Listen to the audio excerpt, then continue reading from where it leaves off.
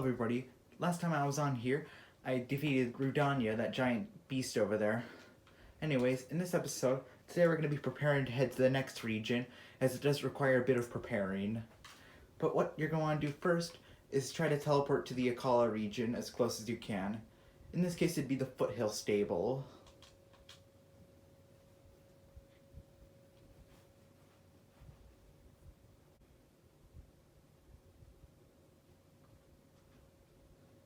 Okay, I'm back. I was gonna tell you all this a minute ago, but I chopped a few trees off camera, so I'll have a bit of increased wood, as we'll be needing this in like a future episode. Well, to be honest, you're gonna need a total of 130 wood, but the first part of it you need 30 wood, so it'll be easier. Okay, and I have my horse right here. So basically, we're gonna be heading on this horse and heading back that way. Basically, we need to head to the next region. Not that sure why my horse just stopped right now. But anyways, I'm just going to continue heading on. We're basically going to be heading up to the Akala area. I don't have that many arrows to fight the bokoblins. Let's see here. Yeah, they're mad that I left the battle early. Okay, so basically first we're going to be heading up this way. If y'all remember the Yiga from last time we were playing on here, now we're going to be heading up this way. Basically, now we just gotta head up this ramp, which sometimes tends to be lightning. In this case, it's raining, even though my weather tracker on the bottom of the screen says it's cloudy. Okay. Basically, what we're gonna need for this next region is, well, probably the Master Sword, but we're gonna get that in a future episode. But in this episode, we need to head to this laboratory to get this blue flame so we can get some of those ancient arrows. So basically, next we're going to be heading out. This spot right here, it's kind of like the player's choice. I guess we could come back and get the other things, but basically you have two options. One, there's a stable and a shrine that way, but on that way there's a shrine, but there's this side quest known as From the Ground Up, where you have to build your own town, basically. Well, the options aren't for the player. Player's mainly just supplying the material. But anyways, basically where we're going to be heading is the shrine over there. So that's where we're going to be heading next. Like I said, you can just always come back and get the shrine over there. But I'm just choosing this way as I do plan on rebuilding that town in this playthrough. Now I'm just going to start heading on over there. There's a person getting attacked, so there's only one enemy for us to fight.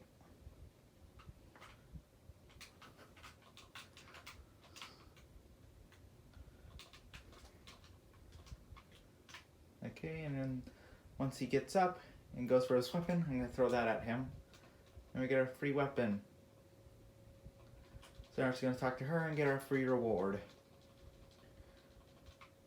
This person will always give us that monster extract item, so if you need to farm it, I recommend finding this NPC. Let's see here. Anyways, now we're back to our quest. So now there are going to be a few bridges that we're going to be heading to, which I actually just realized something. Around here is probably one of the best fishing locations in the game. Maybe I should do that on a video, like some of the best fishing locations. I know the sequel's coming out soon, so I probably won't do any video guides on this game. Okay, right there is where I'd recommend fishing, as there's some pretty good fish around there. So I'm going to turn this into a stamp, just a cooking pot stamp. Whenever I have like food stamps, like somewhere where there's a lot of materials and stuff to eat, I'll mark it with a cooking pot since it's food. Okay, as you can see, our shrine tracker's starting to go off. And there are going to be some powerful enemies around here, and I'm not even kidding, they're very powerful. The other day I was playing here, and they killed my horse. Like, the bokoblin enemies around here on their horses, they have fire arrows, so they do increased damage, but these bokos are no joke on how powerful they are.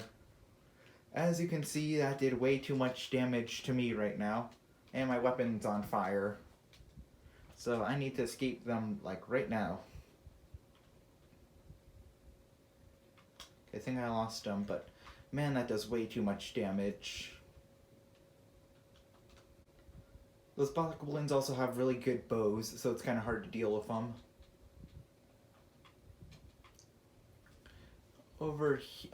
Down there is one of those specific fairy fountains, and if y'all remember me telling y'all about that person that gave us that money so we could unlock one of those fairy fountains, the fairy fountains have their own specific order of like what money that you'll have to give them. The first fairy fountain will ask for 100 rupees, then 500, 1,000, then 10,000 rupees, so it gets pretty expensive. But the great fairies are needed to upgrade your armor, which I haven't unlocked any of them, so I have level 1 gear pretty much. You can already see the area where we're heading on my map, which is just over there. You can barely see it. But anyways, okay. Basically, you're just going to be heading down this hill next. It's mainly going to be horse traveling in this episode, but it's still fun to watch. Over there, that little road and like giant island in the middle, that's going to be where the Terry Town is, which is the town the player builds. It's a pretty decent town, as there's some stuff there, but they don't have any like food or anything to sell to the player, like food-wise. But yeah, the general store does have arrows there, pretty much every type of arrow. Also, if y'all can see the shrine over there, you actually can't see it on the camera, but there's a shrine over there, and if you go to it, that's basically going to be the way to teleport to the lab until you can get the shrine teleporter at the lab. As each Sheikah Tech lab that you find will have a teleporter that lets you go back to them. But for now, that shrine will have to do. Okay. Oh, I just entered the Thundering Field. As you can see, my weather tracker has turned infinite lightning, even though it... Oh, here we go. Now it's starting to storm. Well, now it's gonna clear up, I think. It says it's sunny on my thing, but yeah, I see all the lightning in the sky. There you go, it's clearing up. By that skeleton Hinox, for some reason that field, there's like always lightning there, like it pretty much never stops. We're about to make it to one of our first main destinations. Note, for this quest you will need a torch or just a good wooden weapon. To be honest, wooden weapons will burn after 1 minute as it doesn't take damage off of them, but it's just most recommended to have a torch with it. Okay, now we need to activate this shrine. For the Master Sword, you need a total of 13 hearts, but I don't know if I mentioned that in my other series.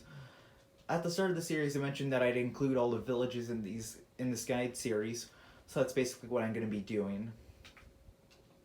Okay, now you're going to want to get your torch and head out that way to get the blue flame.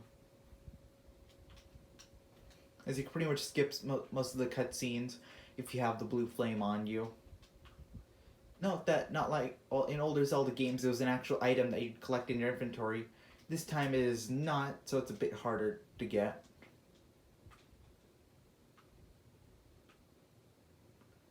I can't seem to remember where the thing I'm looking for is.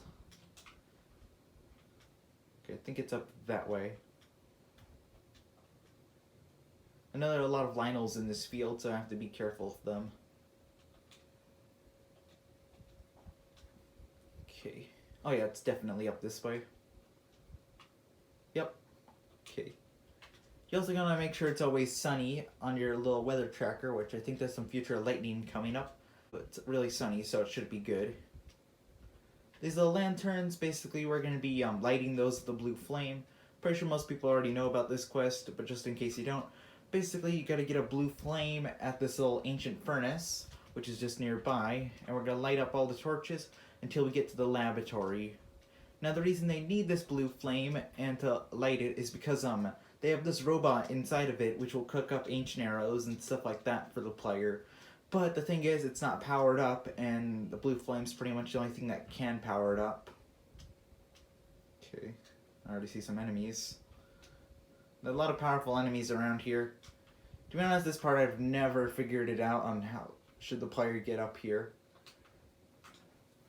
So basically we're going to grab this blue flame and start running down.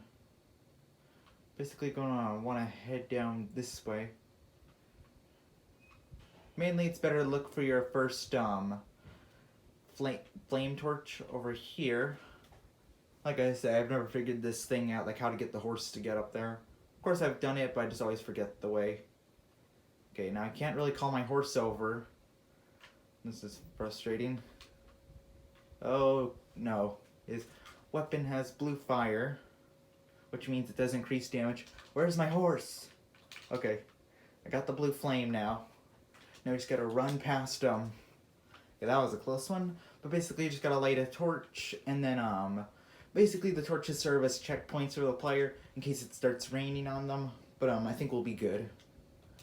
So now, we've gotta head this way. We have to keep looking for those torches, which in this case I'm not really seeing any. Okay, here we go. I see the stable, which is kind of one of the areas where the torches are. Okay, here's one I could light. You're going to want to slow down for when you're lighting these, just because it gets a bit tricky to get them. Okay, I got it, I think. I think I got it, but that Link will always, like, whenever there's an enemy nearby, he'll always, like, attack in the direction of the enemy, as Link assumes that's what the player's trying to do. I don't know. There's all these rocks here. It's fine, but I'm just saying. Here we go. We have another lantern to light.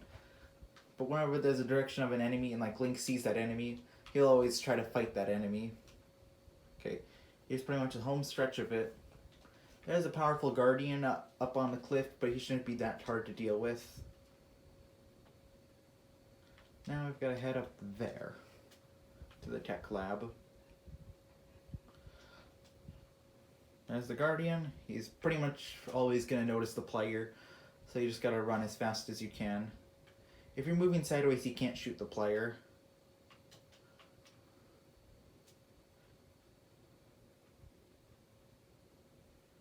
Okay, he stopped noticing me. I'm just gonna light this one just cause. Let's see here. Man, these flowers are catching fire really fast. Okay, now we're just gonna light this.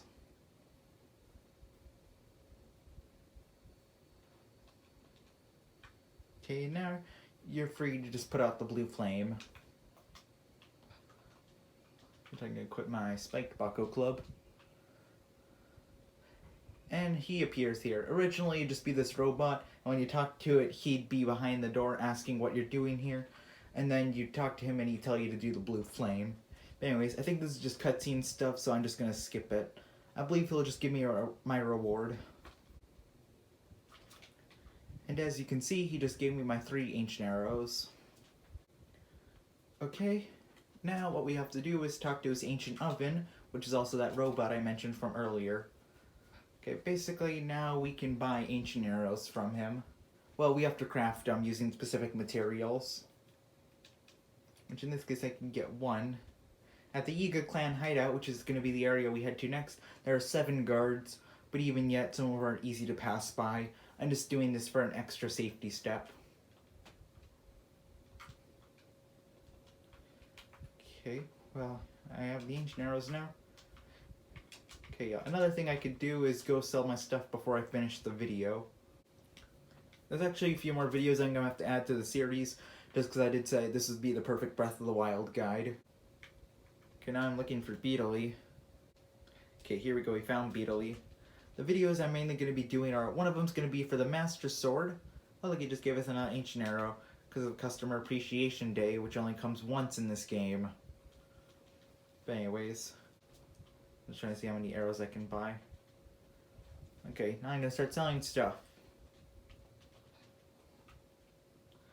Which, if y'all remember last episode, I got a whole lot of ores and stuff like that, which will be used to get a crazy amount of money.